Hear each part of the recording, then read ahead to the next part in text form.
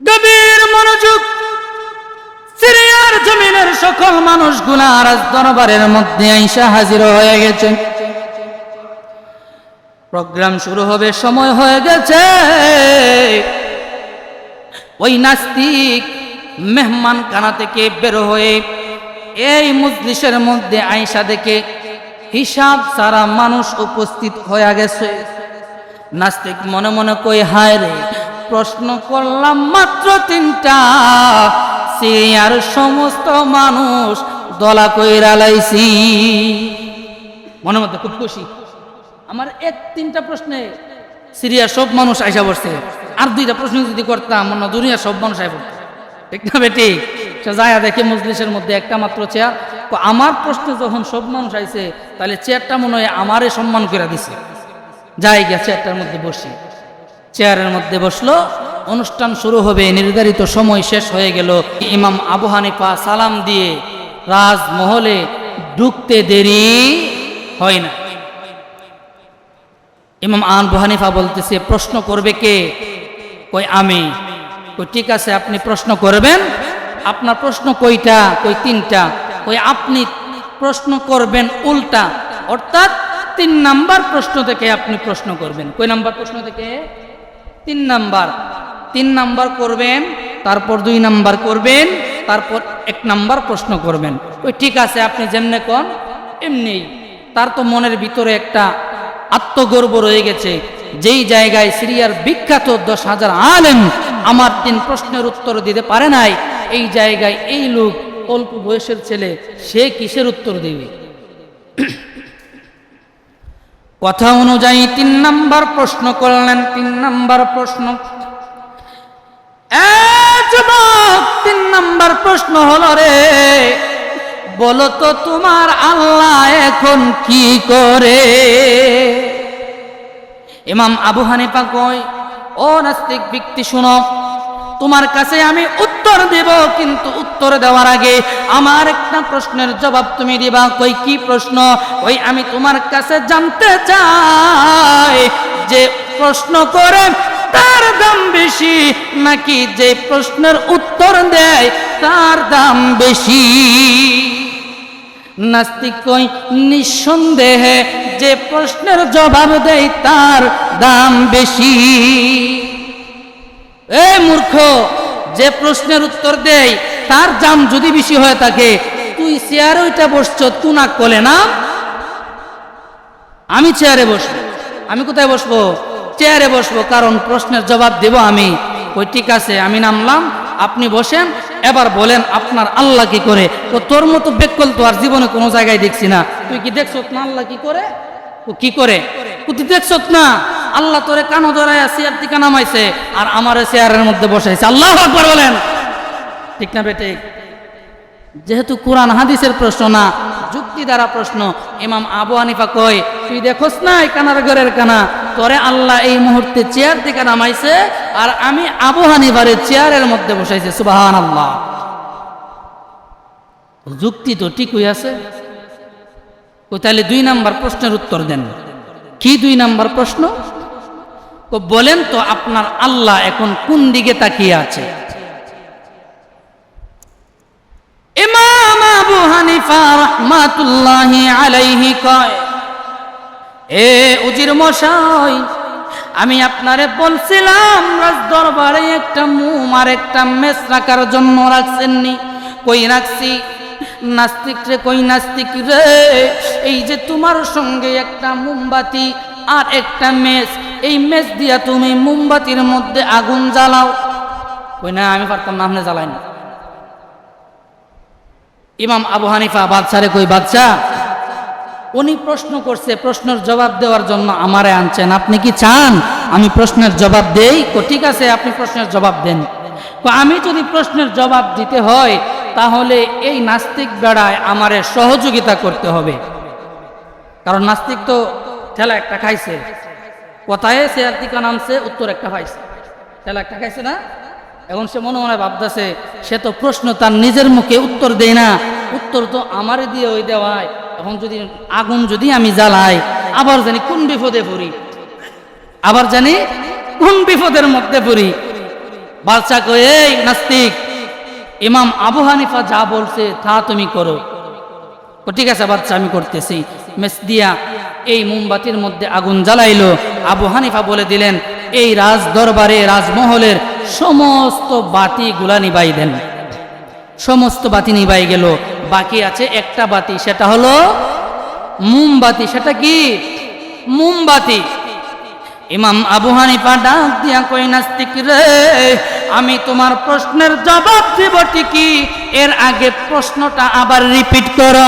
কই, আমি জানতে চাই তোমার আল্লাহ এই মুহূর্তে কোন দিকে তাকাইয়া আছে। ইমাম আবু হানিফা কই, ও নাস্তিক শুনো, তোমার কাছেও আমি জানতে চাই, যেই মুমটা তুমি জ্বালাইলা এই মুমের আলোটা কোন দিকে দিতাছে। মোমের আলো কি শুধু একদিকে দেয় নাকি চতুর্দিকে দেয়? আরো জোরে কোন, না একদিকে না চতুর্দিকে? চতুর্দিকে। এখন যদি এই নাস্তিক বেড়ায় কই উত্তর দিকে বা দক্ষিণ দিকে, তাইলে তো এটা প্রমাণ দিতে হবে, হবে না? এই যদি কথা কই তাহলে তো বাঁচতে পারতাম না, যেটা সত্য এটাই কইতে হইব। কই না, এই আলো তো চতুর্দিকেই দিতেছে। আলো কোন দিকে দিতেছে? চতুর্দিকেই দিতেছে। ইমাম আবু হানিফা ডাক দিয়া কই, ও মূর্খ, শুনো শুনো, আমার আল্লাহ বানাইছে, এই আল্লাহর সৃষ্টি হলো একটা মোম। এই মোমবাতির আলো যদি চতুর্দিকে ছড়িয়ে এক সময় ছড়িয়ে পড়তে পারে, তুমি জানো না আমার আল্লাহ তাআলার যত সৃষ্টি আছে সমস্ত সৃষ্টির দিকে একই সময় একসঙ্গে সমস্ত সৃষ্টির উপর দৃষ্টি দেওয়ার ক্ষমতা রাখে। উত্তর পাইছিনি? হ্যাঁ। এখন এই নাস্তিক আস্তে আস্তে জিমাইয়া জিমাইয়া আইতেছে, কারণ তার 3 প্রশ্নের 2 প্রশ্নের উত্তর কি খালাস, সময় বেশি হয়ে গেছে। আরেকটা প্রশ্ন আছে, জবাব দিব নাকি? হ্যাঁ, সময় তো বেশি হয়ে গেছে। 3 নাম্বার প্রশ্ন সংক্ষেপে বলে দেই। ইমাম আবু হানিফা বলতেছে, তাহলে আপনার 3 নাম্বার প্রশ্ন কি? কই, আমি জানতে চাইছি আপনারা যাকে রব মানেন, যার ইবাদত করেন, যাকে খালেক মানেন, যাকে মালেক মানেন, সেই আল্লাহর আগে কে ছিল? অর্থাৎ সেই রবের আগে কে ছিল? সেই রব কে ছিল? ইমাম আবু হানিফা কই, আপনি লেখাপড়া করছেন নি? ভাই কি কোন, আমি লেখাপড়া করছি না, আমি হাই এডুকেটেড একজন মানুষ। আপনি কি বলেন আমি লেখাপড়া করি নাই?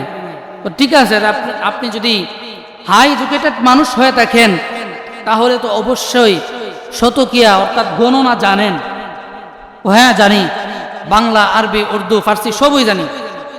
কই, তাহলে আপনি 1 থেকে গণনা শুরু করেন। কই, কোনটা গুনবো? আপনার যেটা পছন্দ ওইটাই গণেন। আরবি ভাষায় গুনলে কি 10 10 হবে না? 10 হবে না? তাহলে একই কথা, আপনি যেখান থেকে খুশি সেখান থেকে আপনি যেই ভাষা আপনার পছন্দ সেই ভাষায় আপনি গণনা শুরু করেন। ধরেন বাংলায় সে গণনা শুরু করেছে 1 2 3 4 5 6 7 8 9 10। এবার আবু হানিফা কই, থামেন। কি করেন? থামেন। কই, থামলাম। আপনি তো বাও ঠিকই গুনতে পারেন সুন্দর করে, উল্টা গুনতে পারেননি। কই, পারি তো। তো উল্টা গুনতে পারলে উল্টায়া গনেন।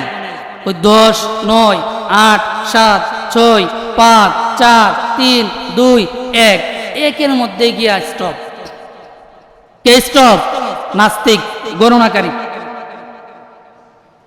ইমাম আবু হানিফা ডাক দিয়া কই, ও নাস্তিক, আমি তোমারে থামতে বলি নাই, কেন তুমি থেমে গেলা? নাস্তিক, তুমি যখন 1 থেকে ধারাবাহিকভাবে গণনা শুরু করলাম, 10 পর্যন্ত যখন গণলা, আমি ইমাম আবু হানিফা তোমারে থামতে বলেছি, তুমি থেমেছ। আবার উল্টা যখন তোমারে বিপরীতভাবে গণনা করতে বললাম, তুমি গণনা শুরু করলা। 1 পর্যন্ত গণার পরে আমি তোমারে থামতে বলি নাই, তুমি কেন থেমে গেলা? এই নাস্তিক লোক কয়, ইমাম আবু হানিফা শুনো, আপনি জানেন না 1-এর পূর্বে আর কোনো সংখ্যা নাই। 1-এর পূর্বে আর কি কোনো সংখ্যা নাই, যেটা আছে এটা কি না? 0 0 মূল্য আসেনি। এই ইমাম আবু হানিফা, আমি একটা দোষ গণলাম, শুধু দোষ না, সহস্র গণনা আমি করতে পারবো, লক্ষ কোটি কোটি গণনা আমি করতে পারবো, কিন্তু যদি উল্টা গণনা আসি, যেইখান থেকেই গণনা শুরু করি না কেন, এক পর্যন্ত আসার পরে আর কোনো গণনা নাই। ইমাম আবু হানিফা কই, এ নাস্তিক শুনো রে, তুমি বুঝতে পারলা একের পূর্বে একের আগে আর কোনো সংখ্যা নাই, তাহলে মনে রাখো, জেনে নাও, শুনে নাও, আমার আল্লাহ হলো এক, তার কোনো শরীক নাই, আমার আল্লাহর পূর্বেও আর কোনো খোদা নাই। জুরে জুরে কন্যা সুবহানাল্লাহ। জগতের বন্ধুরা রে, ও আমার কুমিল্লাবাসী বাবারা, আজকের এই কঠিন যুগের মধ্যে আমাদেরকে ঈমান রাখা খুব কঠিন হয়ে গেছে। এই কঠিন যুগ, আমার নবী রাহমাতুল লিল আলামিন বলেছেন, ও আমার সাহাবীরা রে, আমার উম্মতের মধ্যে এমন একটা যুগ আসবে, যেই যুগের মধ্যে রে জ্বলন্ত আগুনের আংরা হাতের তালুর মধ্যে রাখতে যত কঠিন হবে, যত কষ্ট হবে, এর চাইতেও আরো অনেক অনেক বেশি কঠিন হবে, কষ্ট হবে আমার উম্মতের ঈমান রাখা। এই জামানা সেই জামানা, যেই জামানার মধ্যে ঈমান সকালে আসে বিকালে চলে যায়, বিকালে আসে আবার সকালে চলে যায়। একটি ঘটনা, ইমামে আজম হযরতে আবু হানিফা রাহমাতুল্লাহি আলাইহি, উনি কি আলেম ছোট ছিলেন নাকি বড় ছিলেন? অনেক বড় আলেম, এবং ওনার একটা মাযহাব আছে, দুনিয়ার জমিনে যত মাযহাব তৈরি হয়েছে এর মধ্যে সর্বোৎকৃষ্ট সর্বোত্তম মাযহাব যেটা, সেটা হলো হানাফি মাযহাব। ঠিক না বেটি? পৃথিবীর যেই প্রান্তেই যান না কেন, যদি মুসলমান তাকে ইমাম আবু হানিফা নাম বললে চিনবে কি চিনবে না? চিনবে। এমন একজন জবরদস্ত আলেম, ওনার জীবনের একটা ঘটনা। সিরিয়ার জমিনের মধ্যে সিরিয়ার বাদশাহ যিনি ছিলেন, প্রতি বছরই প্রত্যেক ধর্ম থেকে পণ্ডিতগণ, আলেমগণ, পুরোহিত, পাদ্রী যারা ছিল তাদেরকে নিয়ে একটা প্রোগ্রাম করতেন, কনফারেন্স করতেন। কি কনফারেন্স? মুসলমান যারা আছে তারা মুসলমানের ধর্ম থেকে আলোচনা করবে, খ্রিস্টান যারা আছে তারা খ্রিস্ট ধর্ম থেকে আলোচনা করবে, বৌদ্ধ যারা আছে তারা বৌদ্ধ ধর্ম থেকে আলোচনা করবে। এইরকম সুন্দর একটা কনফারেন্স উনি প্রতি বছরই আয়োজন করতেন। হঠাৎ করে এক বছর উনি কনফারেন্সটা যখন আয়োজন করলেন, কনফারেন্স প্রোগ্রাম শুরু হবে, এমনি করে এক নাস্তিক লোক, আস্তিক নাকি নাস্তিক? নাস্তিক। নাস্তিক হলো ওই ব্যক্তি যে আল্লাহ রাসূলের প্রতি ঈমান রাখে না, দুনিয়া আখিরাতের প্রতি কোনো ঈমান রাখে না, অর্থাৎ ইসলাম থেকে যে বের হয়ে গেছে, ইসলাম থেকে যে বের হয়ে গেছে, খারিজ হয়ে গেছে, এই ব্যক্তি হলো নাস্তিক। এই ব্যক্তি আয়সা রাজদরবারের গেটের মধ্যে আয়সা হাজির, ঢুকবে। আচ্ছা বলুন তো, রাষ্ট্রের প্রধানমন্ত্রী যদি কোনো প্রোগ্রাম করে, ওই প্রোগ্রামের সিকিউরিটি হাই লেভেলের হবে নাকি লো লেভেলের হবে? হাই লেভেল, অত্যন্ত বেশি প্রহরী থাকবে, সিকিউরিটি গার্ড কঠিন থেকে কঠিন থাকবে। ঠিক না বেটি? এই নাস্তিক লোকটা যখন গেট দিয়ে ঢুকতে যায়, গেটের সিকিউরিটি গার্ড যিনি ছিলেন উনি বাধা দিলেন, ঢুকতে দিলেন না। বাবারে, ঢুকতে না দেওয়ার কারণে ওই নাস্তিক লোকটা বলতেছে, তোমার বাদশাকে গিয়ে বলো তোমার বাদশা আমার সঙ্গে জুলুম করেছে। কি করেছে? জুলুম করেছে। এখন জুলুম যে করছে এটা তো কইতে হইব, কিভাবে কইব? জিজ্ঞেস করলো যে কিভাবে জুলুম করছে একটু বুঝায়া বলো, আমি বাদশার কাছে লোক পাঠাই, বার্তা পাঠাই। সে বলতেছে, দেখেন এই সিরিয়ার জমিনে সিরিয়ার যিনি বাদশাহ, উনি প্রত্যেকটা বছরই এই আয়োজন করে, কনফারেন্সের আয়োজন করে, প্রোগ্রাম করে, সিরিয়ার জমিনে যত ধর্মাবলম্বী মানুষ আছে সেই ধর্ম থেকে বড় বড় আলেমগণ, পুরোহিতগণ, পাদ্রীগণ তাদেরকে দাওয়াত করে তারা আসে, তারা তাদের ধর্মের উপর বক্তব্য রাখে। কিন্তু আমি নাস্তিক, আমিও তো কোনো না কোনো একটা জিনিসের অনুকরণ করি, ঠিক না বেটি? যুক্তি আছে নাকি নাই? তাইলে সবাইরে যখন, সব ধর্মাবলম্বী মানুষগুলারে, বড় বড় আলেমগুলারে যখন দাওয়াত করলো, আমি নাস্তিক, নাস্তিকের পক্ষ থেকে তো কাউরে দাওয়াত করে নাই, এই জন্য নাস্তিকের পক্ষ থেকে আমি আসছি, উনি আমাকে দাওয়াত করে নাই, এই জন্য উনি কি করছে? আমার উপর জুলুম করেছে। কথার যুক্তি আছে না? সবারই দাওয়াত দিছে, আমার তখন দাওয়াত দিছে না, অবশ্যই আমার উপর জুলুম। এই সিকিউরিটি গার্ড একজন বার্তাবাহক পাঠালেন, পাঠিয়ে বাদশাকে অবগত করলেন, বাদশাহ, একজন নাস্তিক লোক, উনি দরবারের রাজমহলে আসতে চায়, প্রোগ্রামে অ্যাটেন্ড করতে চায়, উনি বলেছেন আপনি ওনার উপর এইভাবে জুলুম করেছেন। বাদশাহ বলল, আচ্ছা ঠিক আছে, কথার যেহেতু যুক্তি আছে, গিয়ে বলো ভিতরে পাঠিয়ে দিতে। ভিতরে পাঠালেন, ভিতরে আসলেন, বাদশাহ বলতেছে, তুমি কি সেই লোক যে নাস্তিক? ও হ্যাঁ, আমি সেই লোক। ও ঠিক আছে, তাহলে তুমি যখন দাওয়াত ছাড়া আসছো, আবার সবার পরে আসছো, তাহলে তুমি সবার আগে বক্তব্য রাখো, ঠিক আছে? নাস্তিক লোকটা বাদশার কথা অনুযায়ী সবার আগে স্টেজের মধ্যে উঠে বক্তব্য দিতে গেলেন। প্রথম একটা বাক্য চয়ন করলেন। উনি প্রথম বাক্যটা বললেন, আমি মনে করি ইসলাম হলো একটা মূর্খতা। নাউজুবিল্লাহ বলেন। ইসলাম কি? মূর্খতা। দ্বিতীয় বাক্য বলল, আর এই ইসলাম যারা গ্রহণ করেছে, যারা মুসলমান, এই মুসলমান জাতিটা হলো জগৎ বিখ্যাত মূর্খ জাতি। নাউজুবিল্লাহ। বাদশা বলতেছে, এই মিয়া, আমি বছরের পর বছর ধরে এখানে এই কনফারেন্স করতেছি, প্রোগ্রাম করতেছি, কোন ধর্মের লোক কোন ধর্মকে অ্যাটাক করে, হিট করে, আঘাত করে কোনোদিন কোনো সময় কথা বলে না। আজকে তুমি মুসলিম ধর্মকে, ইসলাম ধর্মকে অ্যাটাক করে, হিট করে তুমি কথা বলতেছো, কারণ কি? তখন এই নাস্তিক লোক বলতেছে, কারণ তো অবশ্যই আছে। কারণ কি?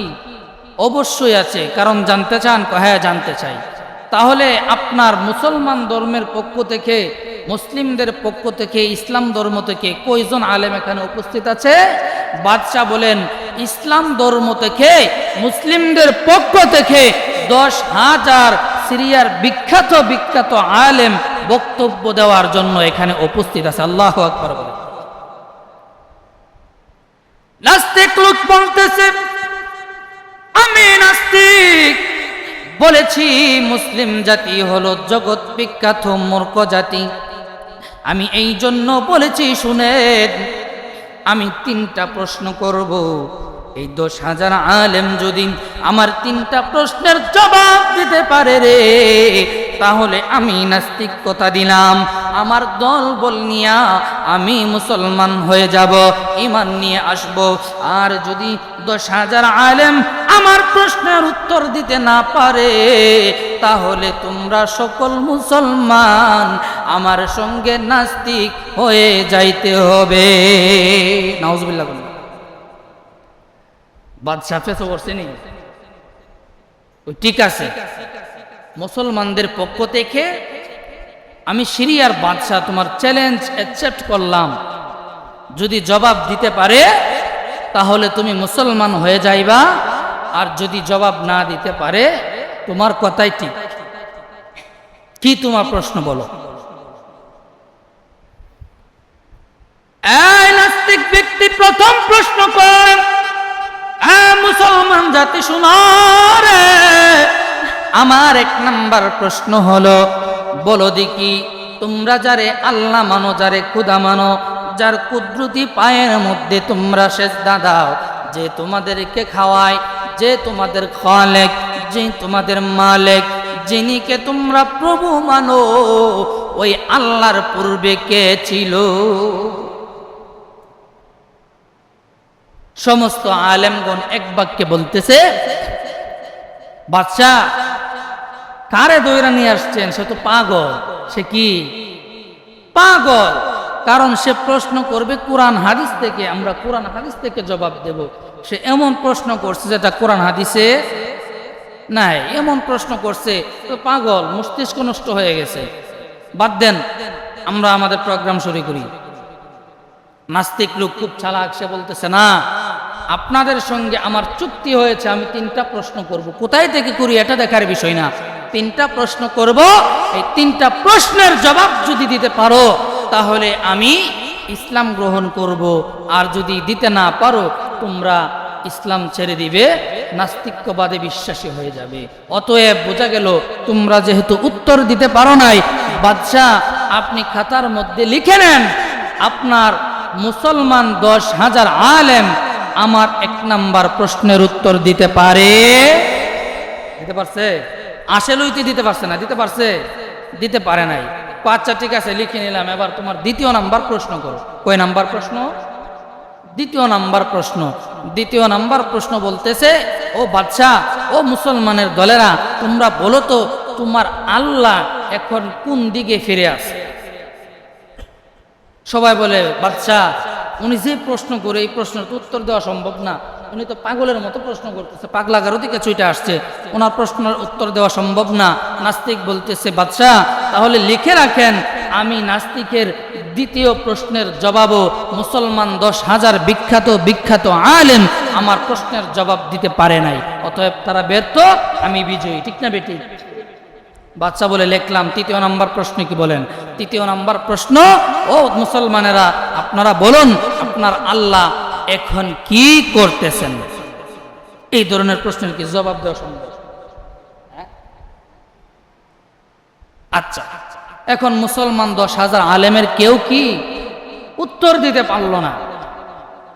এখন তাহলে সিস্টেম অনুযায়ী বিজয়ীকে? নাস্তিক। ঠিক না? নাস্তিক বলতেছে, বাদশাহ এই জন্যই তো আমি বলেছি আপনারা মুসলমান জাতি হলো জগৎ বিখ্যাত মূর্খের জাতি, ইসলাম হলো একটা মূর্খতা। বাদশাহ ছিল মুসলমান। বাদশাহ কই, ও নাস্তিক বাবা শুনো, আমিও মুসলমান বলে যাও না।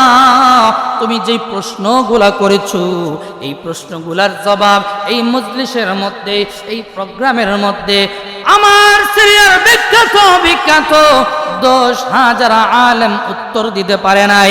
আমি তোমার কাছে 3 দিন সময় চাই। এই 3 দিনের মধ্যে আমি তোমার প্রশ্নের জবাব দিয়ে দেব, জবাব দেওয়ার ব্যবস্থা করে দেব। আর যদি না দিতে পারি আমি ইসলাম থেকে খারেজ হইয়া নাস্তিক হয়ে যাব। অর্থাৎ বাদশাহ একটা ঠেক দিলেন আর কি, কিছুদিন সময় নিলেন যে ওনারা পারছে না, এমন কেউ হয়তো বা আছে যার দ্বারা উত্তরগুলা দেওয়া সম্ভব। ঠিক না বেটি? বুদ্ধি খাটায় একটু সময় নিলেন। নাস্তিক বললেন ঠিক আছে। বাদশা বলতেছেন, এই 3 দিন সময় আপনি কোথাও যাবেন না, আমার রাজ দরবারের মেহমান হইয়া আমার রাজমহলের মধ্যে আপনি থাকবেন। ঠিক আছে, আমি রাজমহলে মেহমান হয়ে থাকবো, সময় কিন্তু 3 দিন, মনে রাখেন। সময় কই দিন? 3 দিন। বাদশার মনটা খুশি নাকি মলিন? মলিন। মুখটা মলিন হয়ে গেছে, মুখটা চেহারাটা ফ্যাকাশে হয়ে গেছে। কারণ বিখ্যাত বিখ্যাত 10,000 আলেম ওনারা কেউ জবাব দিতে পারলো না। টেনশনে পড়ে গেছেন, আমি এই জবাব কোথায় থেকে নিয়ে আসবো, কোথায় থেকে নিয়ে আসবো? বাদশাহ মুখটা মলিন করে যখন রাজমহলের দিকে যাইতেছে, পিছন পিছন উজিরও যাইতেছে। বাদশাহ কই, তুমি কই যাও? কই, আমি আপনার সাথে যাই। আমার সাথে যাই তোমার কোনো কাজ নাই, তুমি এই লোক বের করো যেই লোক এই নাস্তিকের 3টা প্রশ্নের জবাব দিতে পারবে। আল্লাহু আকবার। উজির বলতেছে, বাদশাহ মশাই বেয়াদবি যদি মাফ করেন, যদি অব্যয় দেন, অনুমতি দেন, আপনার কাছে একটা কথা শেয়ার করতাম। বলো। ইরাকের কুফা নগরীতে একজন লোক আছে, যার নাম হলো আবু নোমান। নাম কি? আবু নোমান। উনি সিরিয়ার বাজারের মধ্যে কাপড় বিক্রি করার জন্য ব্যবসা করতে আসে। এই সিরিয়ার বাজারে যত কঠিন মাসালার মধ্যেই মানুষ পড়ুক না কেন, কঠিন থেকে কঠিন মাসালা ওনার কাছে নিয়ে যায়, উনি সমাধান করে দেয়। সুবহানাল্লাহ বলেন। ওনার নাম আবু নুমান, যিনাকে আমরা চিনি আবু হানিফা রহমাতুল্লাহি আলাইহি। আবু হানিফা কিভাবে হলো? ওনার একটা গুরুত্বপূর্ণ মাসআলা ওনার মেয়ে হানিফা সে সমাধান করে দিয়েছেন, আর চুক্তি করেছে বাবার সাথে, বাবা আমি যদি আপনার এই গুরুত্বপূর্ণ মাসআলাটা সমাধান করে দিতে পারি, তাহলে আপনার নাম আজকে থেকে আর আবু নোমান থাকবে না, আবু হানিফা হিসেবে আপনি আপনার নামটাকে পরিচিত করবেন, যেন মানুষ জানে আমি হানিফার বাবা আপনি। সুবহানাল্লাহ। সেই থেকে ওনার নাম হয়েছেন আবু হানিফা। বাচ্চাকে বলে, বাচ্চা ওই ইরাকের কুফা নগরীর মধ্যে গো একজন যুবক আছে, তার কাছে যত কঠিন থেকে কঠিন মাসআলাই নিয়ে যাক না কেন গো, সকল মাসআলা সুন্দরভাবে সহজভাবে বিশ্লেষণ করে সমাধান করে দেয়। বাদশা কয়, এটাই যদি হয় আমার রাজ দরবার তাইকা পালকি নিয়া সৈন্যবাহিনী নিয়া তার দরবারে দাওয়াত নিয়া যাও, তারে আমার দরবারে আইনা হাজির করো। সঙ্গে সঙ্গে উজির সৈন্য সামর্থ্য নিয়া পালকি নিয়া চলে গেলেন ইমামে আবু হানিফা রহমাতুল্লাহি আলাইহির বাড়ির মধ্যে। বাড়িতে যাইয়া দরজার মধ্যে করাঘাত করলেন। আমরা অনেক সময় দরজা যখন লাগানো থাকে দরজায় গিয়া টুনা দেই, ঠিক না বেটি? কটকট কটকট করে আওয়াজ হয়, আওয়াজ শুনে ভিতরে লোক থাকলে দরজা খুলে দেয়, ঠিক না? এটা কিন্তু নবীর সুন্নত না। সিরিয়া থেকে কত বাচ্চার উজির আবু হানিফার দরজার মধ্যে করাঘাত করলেন। আবু হানিফা শুনছে কিন্তু দরজা খুলে নাই। দ্বিতীয়বার একটু পরে আবার করাঘাত করলেন, দরজা খুলে নাই। তৃতীয়বার ওই উজির সালাম দিলেন, আসসালামু আলাইকুম ওয়া রাহমাতুল্লাহ। সালামের দরকার আছে নাকি না? সালাম দিতে দেরি, ইমামে আবু হানিফা সালামের জবাব ওয়া আলাইকুম আসসালাম ওয়া রাহমাতুল্লাহ দিয়ে দরজা খুলতে দেরি হয় না। আল্লাহু আকবার বলেন। উজির বলতেছে, আপনি তো পাশেই ছিলেন, যেহেতু সালাম দিতে দেরি, দরজা খুলতে দেরি হয় নাই, তার মানে আপনি পাশে ছিলেন, তাহলে দরজা এর আগে আরো দুইবার করাঘাত করলাম, আপনি কেন দরজা খুলেন নাই? ইমামে আবু হানিফা ডাক দিয়া কয়, কে গো, কোথায় থেকে আসছেন? আমি আপনাকে চিনি না। ও বন্ধু, আমি আপনাকে চিনি না, চিনতেও চাই না, কিন্তু আপনি মুসলমান কিনা আমি জানতে চাই। ও হ্যাঁ, আমি মুসলমান। আপনি যদি মুসলমান হয়, আপনি কি জানেন না আমার নবীর সুন্নত হলো কারো বাড়িতে যাওয়ার পরে তাকে নাম ধরে ডাকবেন না, দরজায় করাঘাত করবেন না, সবার আগে যেটা করবেন ওইটা হলো সালাম বিনিময়। ওইটা কি? সালাম। আপনি সালাম দিছেন, আমি সালামের জবাব দিছি। এই সালামের জবাব দেওয়ার মাধ্যমে রাসূলের সুন্নত পালন হয়ে গেছে। আল্লাহু আকবার বলেন। আমরা সালামের প্রচলন সমাজে করতে চাই কি চাই না? অনেক মানুষ তো আছে, দেখি যে একজন মানুষ, ছোট মানুষ দেখলে মুখটা ফিরায় না, আরে আমি সালাম দিতাম কে রে, এ তো আমার সালাম দিব, ঠিক না বেঠিক? রাসূল সাল্লাল্লাহু আলাইহি সাল্লাম ছোটদেরকেও সালাম দিতেন। ছোটদেরকে কি করতেন?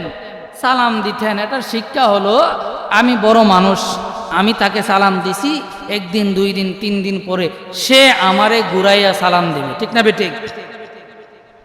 বাবা বলতেছিলাম, হযরতে আবু হানিফা রাহমাতুল্লাহি আলাইহি ওনার বাড়ির মধ্যে উজির সৈন্য সামর্থ্য পালকি নিয়ে হাজির হয়ে গেছে। ডাকতে কয়, ও সিরিয়ার বাদশা, রাজ দরবার থেকে আসছো। ও উজির মশাই, আপনি কেন আসছেন গো? আমি ইমাম আবু হানিফা গরিবের বাড়িতে কেন আসছেন? আমি কি কোনো অন্যায় করছিনি? না, আপনি কোনো অন্যায় করেন নাই, তাহলে কেন আসছেন? আমাকে ধরে নিয়ে যাবেন? না না, আপনাকে ধরে নিয়ে যাব না। কেন আসছেন? আমার বাড়ির মধ্যে কি আপনি কি মেহমান হিসেবে আসছেন, বেড়াইতে আসছেন? হ্যাঁ, অল্প সময়ের জন্য বেড়াইতে আসছি গো। এর চাইতে বড় কথা হলো, আমি বাদশার রাজ দরবার তাইকা আমি অনুমোদন পাইছি, পালকি নিয়ে আসছি। আপনার বাদশার রাজ দরবারে দাওয়াত করা হয়েছে, চলেন চলেন ওই বাদশার রাজ দরবারে চলে। ইমাম আবু হানিফা কই, দাঁড়ান। কি দাঁড়ান, একটু সময় অপেক্ষা করেন। কেন আসছেন? আমাকে নিয়ে যাবেন, কারণ কি? ইমাম আবু হানিফা, আপনি তো জানেন যে আমাদের সিরিয়াতে আমাদের রাজা মশাই বাদশাহ যিনি, উনি প্রত্যেক বছর একটা প্রোগ্রামের অ্যারেঞ্জমেন্ট করে, কনফারেন্স করে, এইখানে সমস্ত ধর্মাবলম্বী থেকে বড় বড় আলেম, পাদ্রী, পুরোহিত যারা আছে তারা ওইখানে নিজ নিজ ধর্মের উপর বক্তব্য রাখে। কিন্তু এই বছর একটা ভিন্ন ঘটনা ঘটে গেছে। সেটা শুধু ঘটনাই নয়, সেটা হলো দুর্ঘটনা। এই জন্য আইসেন আমার নিবার লাগি? দুর্ঘটনার শিকার হয়ে আমার শরণাপন্ন হয়েছেন? আচ্ছা ঠিক আছে, তাহলে আমি শুনতে চাই কি রকম দুর্ঘটনা। এক নাস্তিক গেছে, যাইয়া মুসলমানদেরকে 3টা প্রশ্ন ছুড়ে দিয়েছে, চ্যালেঞ্জ। যদি এই প্রশ্নের উত্তর দিতে পারে, নাস্তিক আস্তিক হয়ে যাবে, ঈমান আনবে। আর যদি মুসলমান 10,000 আলেম তারা যদি এই প্রশ্নের জবাব দিতে না পারে, তাহলে তাদেরকে নাস্তিক হতে হবে। ইমাম আবু হানিফা কই, সিরিয়ার বিখ্যাত 10,000 আলেম যেই প্রশ্নের জবাব দিতে পারি নাই, সেই প্রশ্ন নিয়ে আমার কাছে আসছো, আমি কি পারবো? আচ্ছা ঠিক আছে, বলো কি সেই প্রশ্ন। ওজির ডাক দিয়া কয়, ও ইমাম আবু হানিফা, ওই নাস্তিক বৃত্তিটার প্রথম প্রশ্ন হলো আমরা যারে আল্লাহ মানি, যাকে খুদা মানি, যার কুদরতি পায়ের মধ্যে সেজদা করি, ওই আল্লাহর পূর্বে কে ছিল? এত সহজ প্রশ্ন তোমরা দিতে পারছো না উত্তর? সহজ নাকি? হ্যাঁ সহজ। আপনি কি প্রশ্ন ভালো করে সব শ্রবণ করছেন নি? শ্রবণ করছি না, আমি বলি তুমি শুনো, দেখো এটা কিনা ঠিক আছে কিনা। বলেন, আমরা যারে ক্ষুধা মানি, এই ক্ষুধার পূর্বে কে ছিল? এই তো। হ্যাঁ এটাই। তাহলে এটা তো সহজ উত্তর। আপনার জানা আছে? হ্যাঁ জানা আছে। ঠিক আছে, তাইলে দ্বিতীয় নাম্বার প্রশ্ন কি? দ্বিতীয় নাম্বার প্রশ্ন হলো, আমার আল্লাহ এই মুহূর্তে কোন দিকে তাকিয়ে আছেন? এটা তো আরো সহজ। এটা কি? আরো সহজ। উজির মশাই কই, আইসি তো জায়গা মতে। আইসি কই? জায়গা মতে। এটাও যদি জানেন, তাহলে শেষ ফাইনাল প্রশ্ন যেটা 3 নাম্বার প্রশ্ন, ওইটা হলো, আমার আল্লাহ এই মুহূর্তে কোন দিকে তাকিয়ে আছেন, আমার আল্লাহ এই মুহূর্তে কি করতেছেন, এই প্রশ্নটা। এইটাও সহজ। এইটার উত্তরও আল্লাহর রহমতে, দয়াল নবীজির সদকায় আমি গুনাহগারের জানা আছে। আল্লাহু আকবার বলেন। জানা যেহেতু আছে, আর দেরি করা যাবে না, পালকিতে উঠেন, আপনাকে নিয়ে রাজদরবারে চলে যায়। ইমাম আবু হানিফা রাহমাতুল্লাহি আলাইহি বলেন, না এখনো সময় হয় নাই, বসেন, আমার এখনো কিছু কাজ বাকি আছে। কি কাজ? আমার মা অসুস্থ। ওনার মা কি অসুস্থ? উনি ওই সময় একাধারে একসাথে মার খেদমত করতেন। দ্বিতীয়ত উনি সিরিয়ার বাজারে গিয়ে ব্যবসা করতেন। তৃতীয়ত ওই সময় উনি ছাত্র বয়স, উনি পড়াশোনা করতেন। সুবহানাল্লাহ। ইমাম আবু হানিফা রাহমাতুল্লাহি আলাইহি ডাক দিয়া কই, ও সিরিয়ার দরবার থেকে আগত সম্মানিত লোকেরা, শুনে নাও, আমার মা অসুস্থ অবস্থায় পড়ে আছে। যতক্ষণ পর্যন্ত আমার মা আমারে এজাজত না দিবে, আমাকে অব্যয় না দিবে, ততক্ষণ পর্যন্ত আমি আবু হানিফা ওই বাদশার দাওয়াতকে তুচ্ছ মনে করি। বাদশার দাওয়াত, বাংলাদেশে ডক্টর ইউনিস যদি গাড়ি ঘোড়া দিয়া, সরকারি লোক দিয়া, রাষ্ট্রীয়ভাবে আপনারে আমারে দাওয়াত দিত, যদি লুঙ্গি ভরা থাকতো সিরা লুঙ্গি লয়ে দূর দিতাম, ঠিক না বেঠিক? রাষ্ট্রীয়ভাবে আমারে দাওয়াত জানাইছে, কত সম্মান। আর ইমাম আবু হানিফা কই, আমার মা যতক্ষণ পর্যন্ত আমাকে অনুমতি না দিবে, পারমিশন না দিবে, ততক্ষণ পর্যন্ত আমি ইমাম আবু হানিফা তোমাদের সঙ্গে যাইতে রাজি না। উজির মনে মনে কই, হাই রে, আমার আল্লাহ এই লোকেরে এলেন দিত না, জ্ঞান দিত না, আমারে দিব? যেই লোক মার পারমিশন ছাড়া এত বড় দাওয়াত পাওয়ার পরেও যায় না, আল্লাহ তো এই লোকরেই দাওয়াত দিবে, ঠিক না বেটি? এই লোকরেই আল্লাহ এলেম দিবে।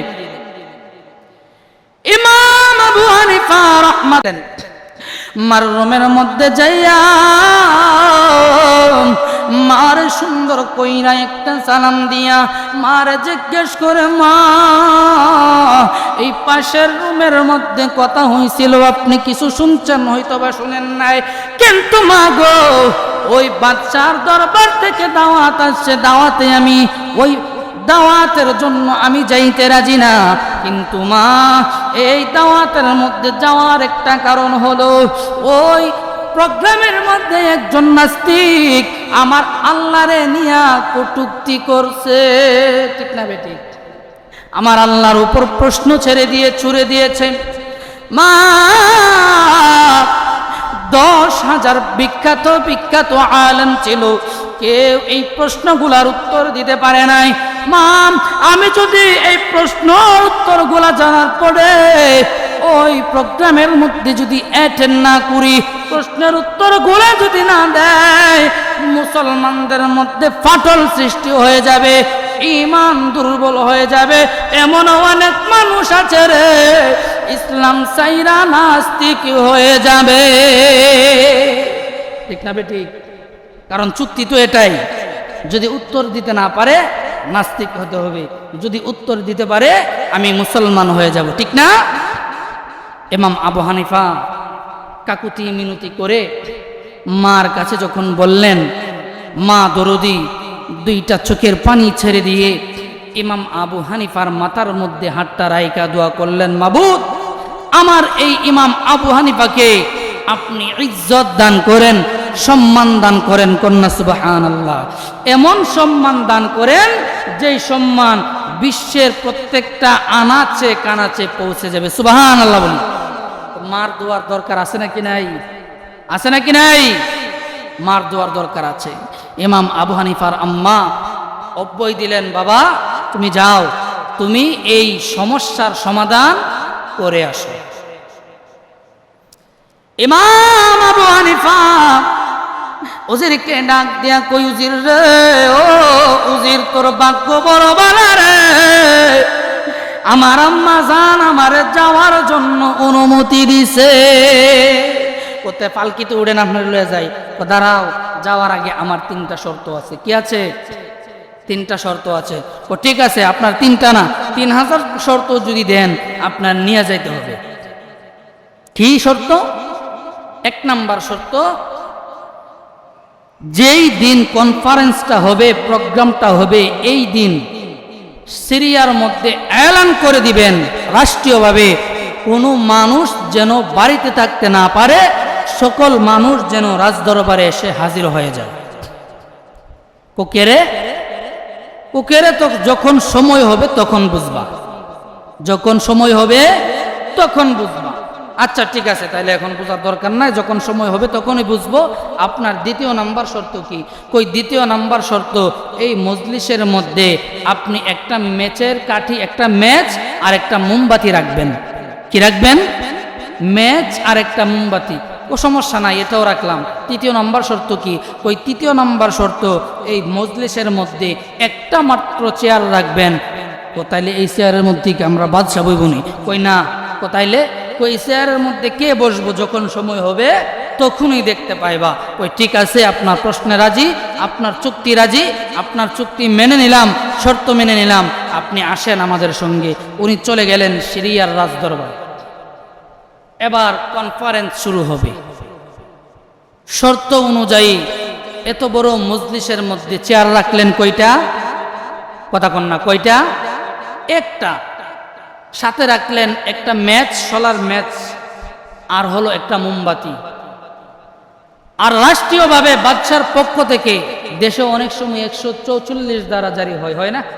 কারফিউ জারি হয়। যদি কাউরে বাইরে পায় তাহলে সরাসরি বুলেট, গুলি আছে না, বাদশা জারি করে দিছে।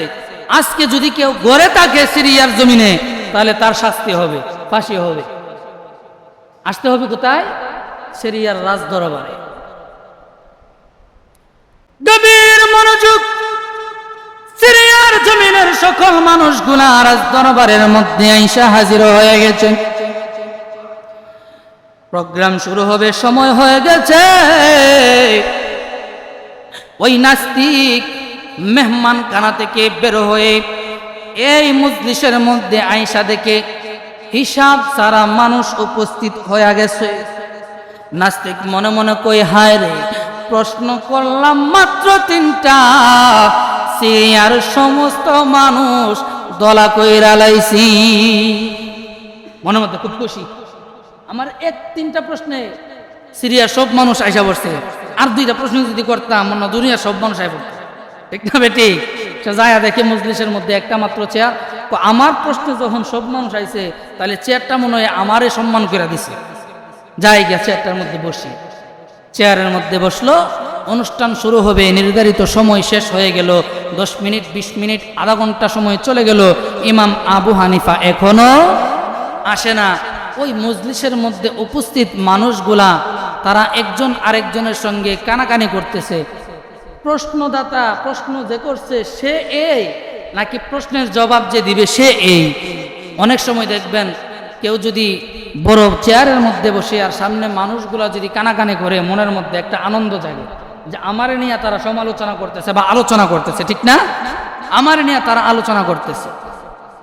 এইভাবে সেও খুশিতে বাক্কুম আত্মহারা। এইদিকে 30 মিনিট চলে গেল, 40 মিনিট চলে গেল। এই নাস্তিক বেটা হঠাৎ করে বলে ফেললেন অসহ্য হয়ে, 10,000 বিখ্যাত আলেমকে আমি প্রশ্ন করেছি, উত্তর দিতে পারে নাই। আর কোথায় থেকে একজন আসছে, সে আমার উত্তর দিবে। নির্ধারিত সময় শেষ হয়ে আধা ঘন্টা 40 মিনিট সময় পার হয়ে গেছে। সে কি আসছে নাকি আয়সা পালায়া গেছে? নাউজুবিল্লাহ। ইমাম আবু হানিফা কি পালানোর লোক নাকি বাহাস করার লোক?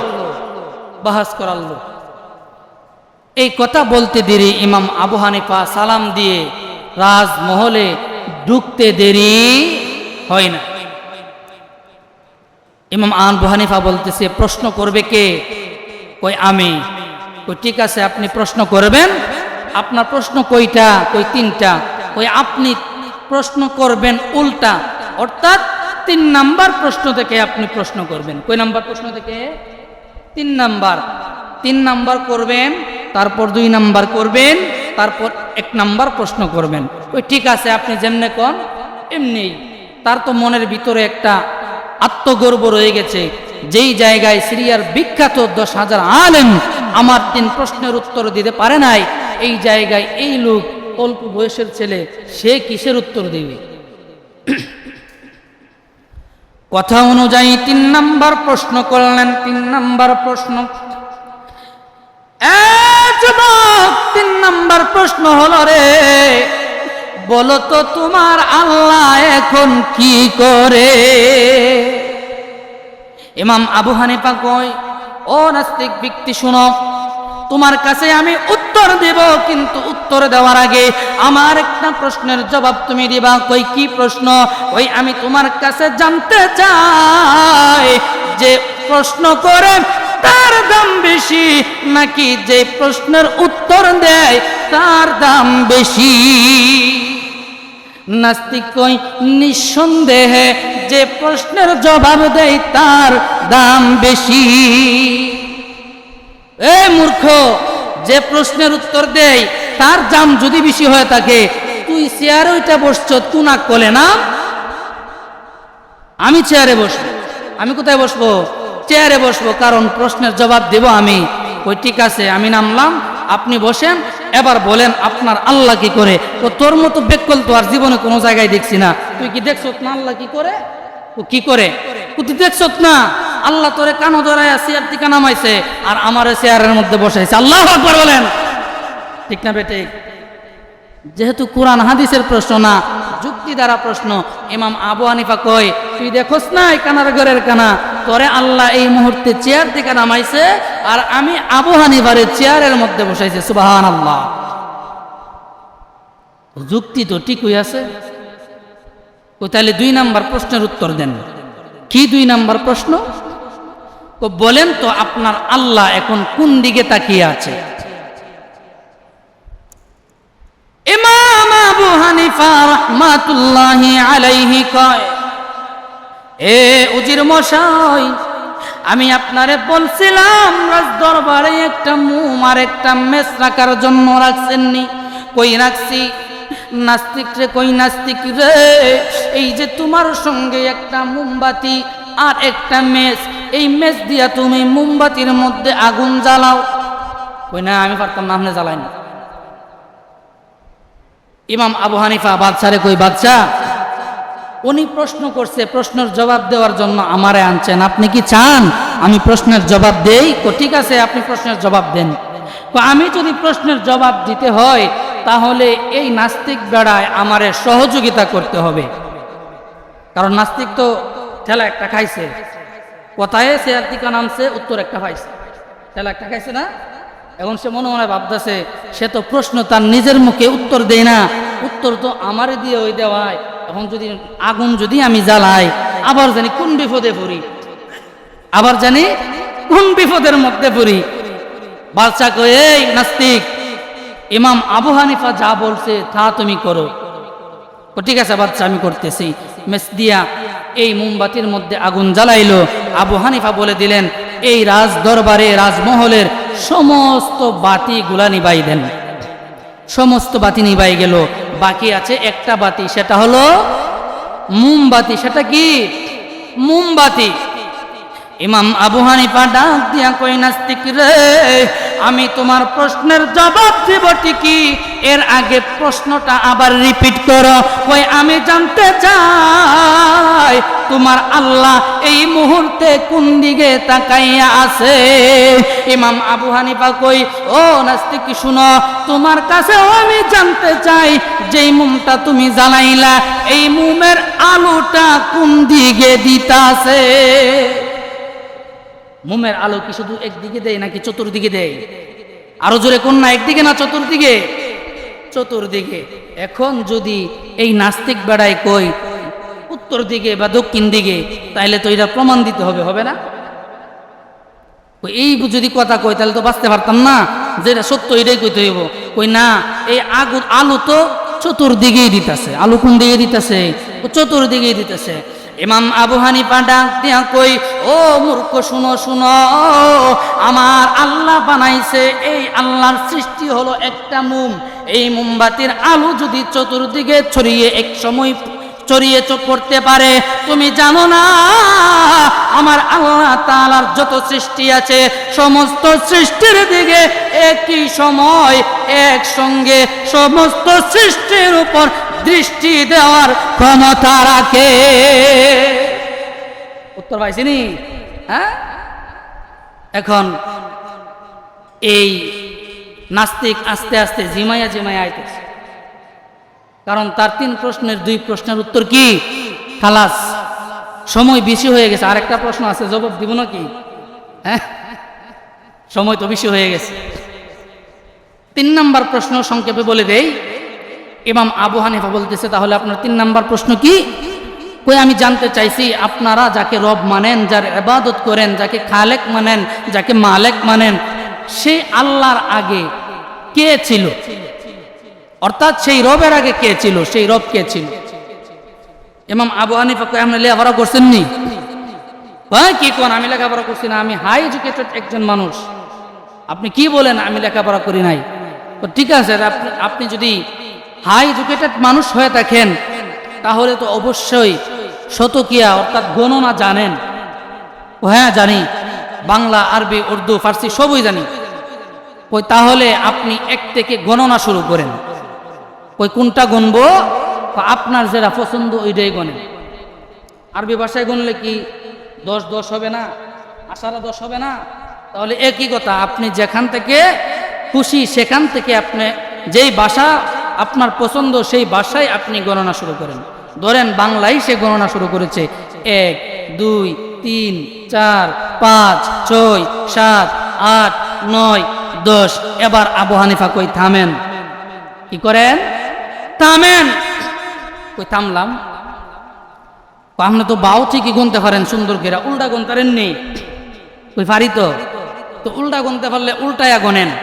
ওই 10 9 8 7 6 5 4 3 2 1 একের মধ্যে গিয়া স্টপ। কে স্টপ? নাস্তিক, গণনাকারী। ইমাম আবু হানিফা ডাক দিয়া কয়, ও নাস্তিক, আমি তোমারে থামতে বলি নাই, কেন তুমি থেমে গেলা?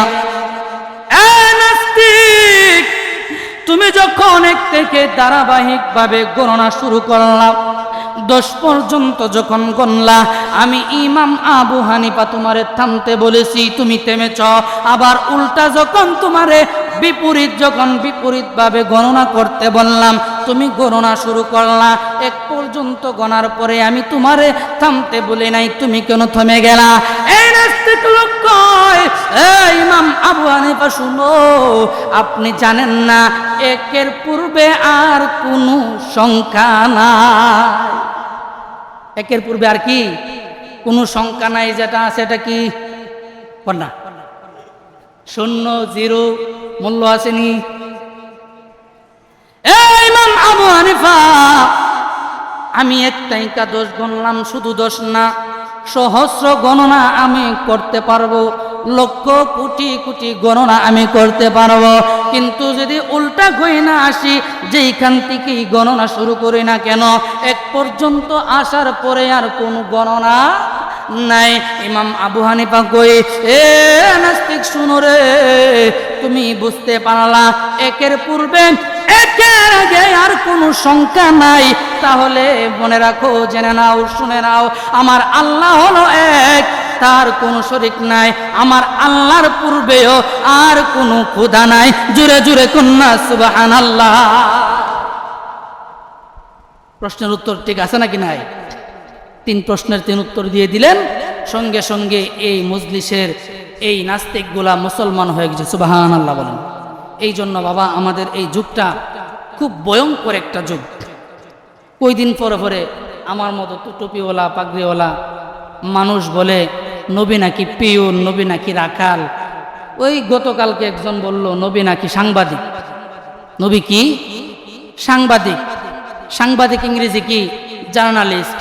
আর নবী হলেন বার্তা বাহক, আল্লাহর পক্ষ থেকে বার্তা আমার আল্লাহ নবী প্রচার করেছেন, ওইটাকে বলা হয় মেসেঞ্জার। সে আবার এক সময় বলতো ভার্সিটির মাল। এই কথা বলার কারণে কালকে জুতা পিঠেও খাইছে দর্শকের কাছ থেকে। তাই হোক, যাই হোক, আমি কারো সমালোচনা করতে চাই না, আমি শুধু বলতে চাই এই যুগটা হলো একটা এমন একটা যুগ, যেই যুগে রাসূল সাল্লাল্লাহু আলাইহি সাল্লাম বলেছেন, সকালবেলা আমার উম্মতগুলা ঈমান আনবে, বিকাল বেলা ঈমান হারা হয়ে যাবে। সাংবাদিক কি ভাই? যে হাসা মিশা লেখে, ঠিক না বেঠিক? যে নিজের ক্রিয়েটিভিটি দিয়ে একটা সংবাদ পাইলো, এটারে সাজায় গুছায় লিখে। আর রাসূল সাল্লাল্লাহু আলাইহি সাল্লাম বার্তাবাহক, উনি নিজ থেকে, আমার আল্লাহ তাআলা বলেন, আমার হাবিব নিজ থেকে কোনো কথা বলে না। যা বলেন হাবিবের মুখ মুবারক থেকে যেই কথাগুলি আসে, এইগুলা হলো আমি আল্লাহর কথা। সুবহানাল্লাহ। তাহলে সাংবাদিকের সঙ্গে রাসূলের তুলনা করা কি হয়? হয় না। এই জন্য বাবা, আমরা অনুকরণ করব এমন আলেম, যে আলেমকে দেখলে মনে করেন জান্নাত জাহান্নামের কথা স্মরণ হয়, যে আলেমকে দেখলে এই কথা যেন স্মরণ না হয়, আরে আমি তো পিয়ন, আমার রাসূলও তো পিয়ন আছেন, এই কথা যেন স্মরণ না হয়। আরে আমি তো সাংবাদিক, আমার রাসূলও সাংবাদিক ছিল। এই রকম বেয়াদবিমূলক কথাবার্তা যেন স্মরণ না হয়, এমন আলেমকে অনুসরণ করব যে আলেমের চেহারা দেখলে আপনার আমার জাহান্নামের কথা স্মরণ হয়, জান্নাতের কথা স্মরণ হয়, আল্লাহর ইবাদত বন্দেগী করতে মন চায়। আল্লাহ তাআলা আপনাকে আমাকে সকলকে আজকের এই আলোচনার উপর আমল করার তৌফিক দান করুক, সকলে বলুন আমিন। এবং আমাদের ঈমানকে যেন আল্লাহ তাআলা হেফাজত করে বিভিন্ন ফিতনা থেকে আমাদের ঈমানটাকে যেন রক্ষা করে চলতে পারি, সেই তৌফিক, সেই বুঝ, সেই জ্ঞান, সেই আকল আল্লাহ তাআলা যেন আমাদেরকে দান করে, সকলে বলুন আমিন।